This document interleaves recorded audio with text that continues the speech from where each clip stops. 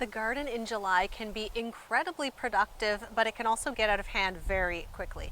So I'm going to give you 9 quick tips to keep your garden productive, gorgeous, and under control this summer. And this is not a once and done kind of deal. These are things that you're going to have to come back to every 2 weeks or so, but I promise they'll help you make the most of your garden this year.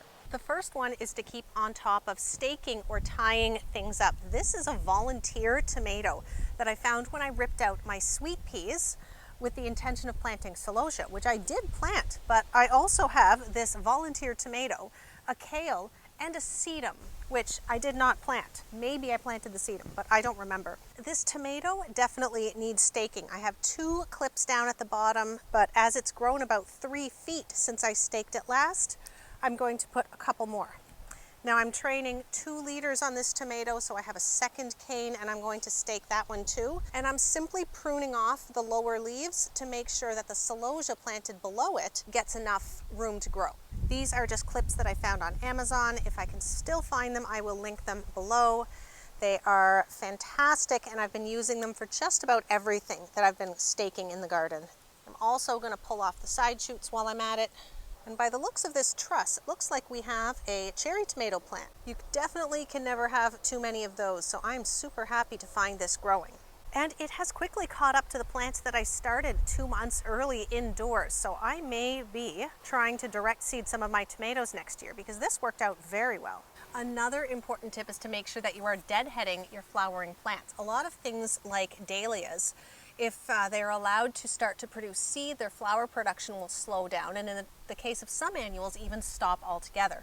So these ones, which are gorgeous but unfortunately have a lot of bug damage, I'm going to be cutting those off. But you see the new buds that are right here are already taller than this one. Now I grow for cut flowers, my dahlias in particular, so the long stems are exactly what I'm looking for. So this is perfect. I now have a good long stem on that one, but I could cut even deeper into the plant and on all of these small side shoots would continue to get even longer. And I don't do much for bugs. I notice earwigs especially love these dahlias, but not for long. After a couple of weeks, they seem to move on, and then my dahlias are much nicer, blemish-free, and I can start to use them in my market bouquets. When it comes to ornamental annuals like calendula, you can simply snip off the spent flower by following the stem down to where it meets another stem. You can see there's another new bud right there. This one is just starting to open. If your plant gets a little bit long and lanky, you can cut it further down. It will definitely recover. But any of these branching annuals, and most of them tend to be branching, if you keep cutting them down, they're going to keep flowering. In the case of calendula, it tends to flower well past frost. So this is a fantastic one to have in your garden, and keeping it dead-headed and trimmed will keep it producing gorgeous new flowers all season long. Now, in the case of these lilies, when they finish flowering, you might think that you can cut them all the way down to the base and get rid of that unsightly foliage, but all of this foliage down here is really important. It has an important job to do for the rest of the season, and that is to photosynthesize and feed the bulb that is planted under the ground to build up energy for next year's flowers.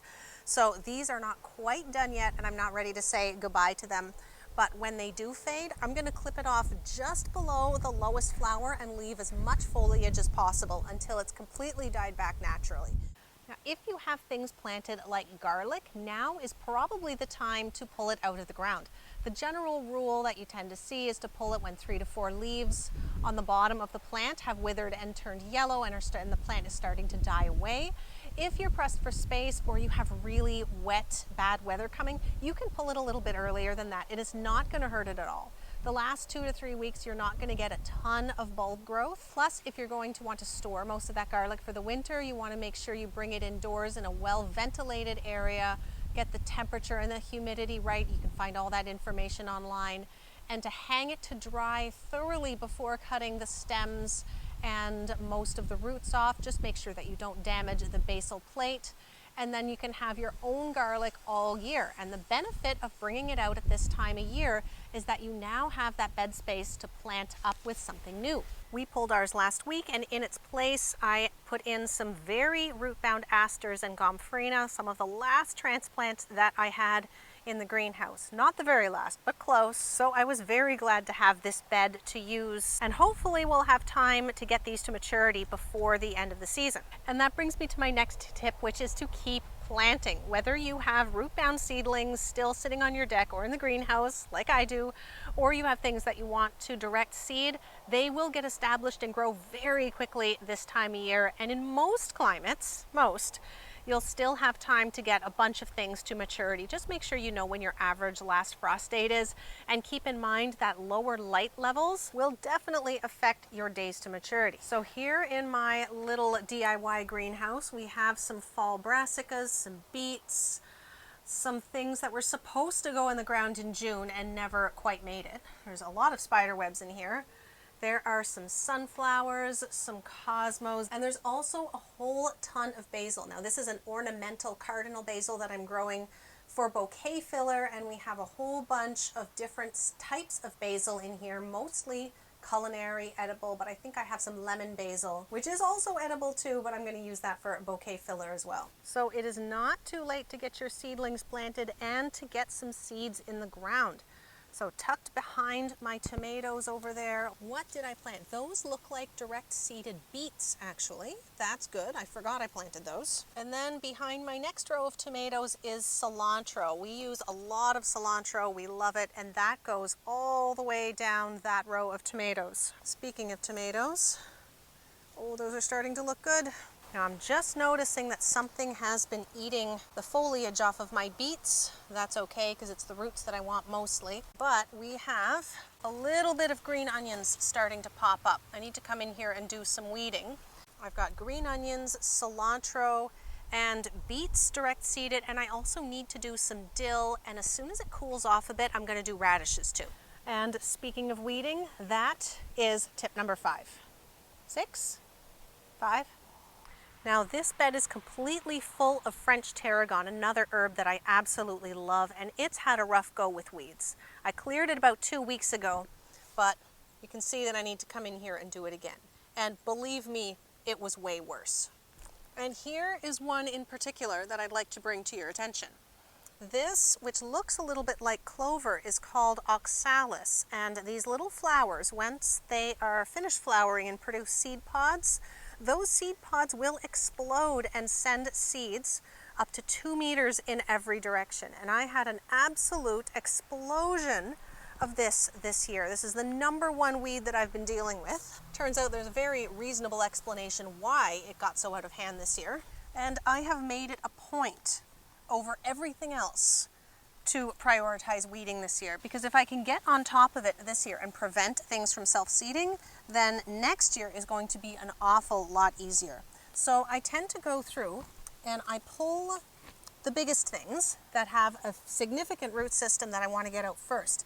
And then I break out my favorite tool. So my favorite tool is this Dutch hoe, and I need to sharpen it along the top. But all it does is it slices through the surface of the soil and basically does your weeding for you. So if you've never seen one of these before in action, it is this easy when your weeds are small. And we all know how difficult it is to go and pull those tiny weeds when they're small, and then within a matter of weeks, they go from being small, tiny little weeds to absolutely choking out the rest of your plants. So this thing has been amazing, and I can get up and down these 7 rows in probably about 10 minutes. I got this in person at one of my favorite local nurseries this year, but I'll see if I can find a decent one online and then link it for you, because if you buy one new tool this year, this has got to be it. Now we've already covered deadheading, but we also want to cut back some of our flowering perennials, and this would include anything that dies back to the ground over winter, your herbaceous things.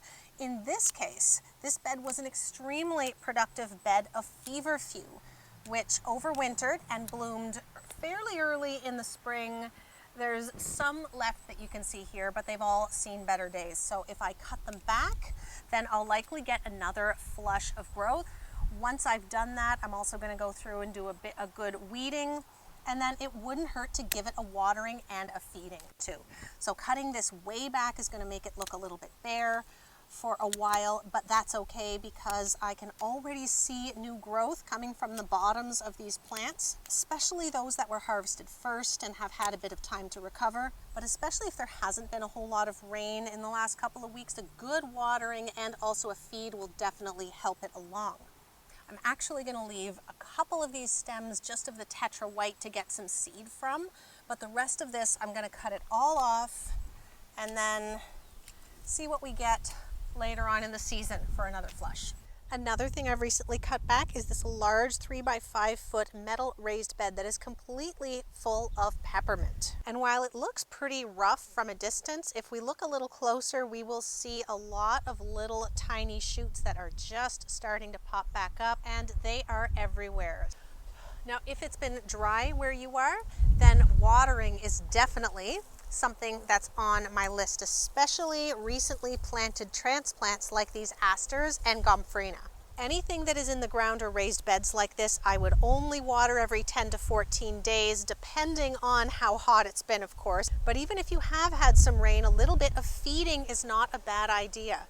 And I like to give everything a good liquid feed every 2 weeks. I like to use something like a liquid seaweed or other organic that I can mix into the watering can, and then I can get it to the plants really quickly and keep everything doing really well as we progress into the later half of the summer. I grow a lot of things that I like to dry. So one of my most important tasks in July is getting things cut when they're at the right stage. And unfortunately, I've missed a bunch of this larkspur, but there is still some that is good. Ideally, you want to wait until all the blooms are open and at their peak. So I'm going to comb through this patch and grab everything that is still good, hasn't gone over, and then get it hung to dry somewhere where it's fairly cool and out of direct sunlight. I like to dry as many flowers as possible. So at this time of year when things are growing so quickly, the challenge is to try to catch them at the right time. I like to wait until the flowers are fully open, but none of them have started to fade yet. Unfortunately, I've missed some of them, but there still is probably a couple of bunches worth of larkspur, and I'll be harvesting status definitely for at least another few weeks. And things like larkspur, status, straw flowers, they hold their color really well. So it's a great way to keep enjoying your garden even in the depths of the winter when everything is buried under feet of snow like it tends to do here. At this time of year, a lot of your perennial herbs are starting to flower. Maybe they've finished flowering and you don't want them to go to seed. I speak specifically of things like lemon balm, which can be a giant thug if it goes to seed, but this is lemon thyme. Now, I love this herb. It has such a lovely lemony aroma, and it looks just like your regular thyme, which is gorgeous, but it's looking a little rough now that it's flowered. So to cut it back, you can grab handfuls of it and simply snip off the top half or so. That works really well. You can come through with some longer bladed trimmers, something you would use for a small hedge even. I've even been known to do this with a string trimmer. I also like to give it a good haircut on the sides too, because I have a lot of different varieties of herbs. You guys know I love my herbs. I have lemon thyme, variegated thyme, a regular thyme. I have sage. There's a winter savory over there that tends to overtake the walkway a little bit if I don't cut it back. The chives I tend to cut back 2 or 3 times a year. They grow so fast. But for your woodier herbs like rosemary, like sage, lavender, those don't die back quite as much, and you want to make sure that you don't cut too far into old wood. Make sure there is some green left, and that'll help it branch out, get a little bushier, a little sturdier, which will help it get through the winter too. All right, I have a bonus tip for you guys, and that is to keep an eye out for pests. These little guys have been decimating my snapdragons starting last year. I've also been finding them on my columbine, on my verbascum, all kinds of things, and their population has really started to explode. Luckily, they are very easy to hand pick off, and if you don't have a nice convenient walkway to squish them, you can use a jar of soapy water. Now, I've been doing this every day for a week, so I don't expect to find very many. Oh, there's 2 in 1 bonus, and also very satisfying. Now, luckily, the adults don't seem to cause too much of a problem. It seemed to be the larvae when it hatches that do most of the damage. So if you can catch most of the adults, and I find it's the same with the scarlet red lily beetle. I used to have a problem with that, but doing this in spring when the lilies first started to emerge, I would go around every day with a jar of soapy water and collect them. And then I went 3 years without seeing one. And that was fantastic until this year I've started seeing them again. So I'm gonna have to go back to that routine, I think, next year. And some amount of pest pressure is normal. It's part of a healthy, balanced ecosystem, and I like to grow my garden as organically as possible.